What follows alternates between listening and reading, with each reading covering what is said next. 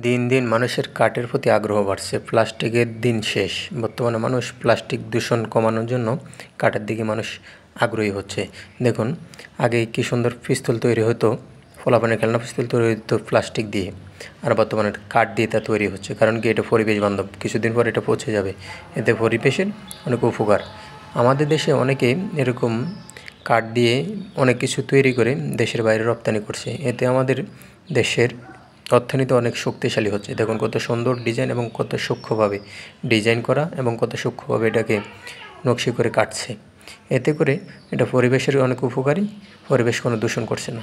সুন্দর সূক্ষ্মভাবে কী সুন্দর ডিজাইন দিয়েছে, মানে এটা ফুটিয়ে তুলতেছে মেশিনের মাধ্যমে কেটে, এবং কত দারুণ দেখতে দেখুন।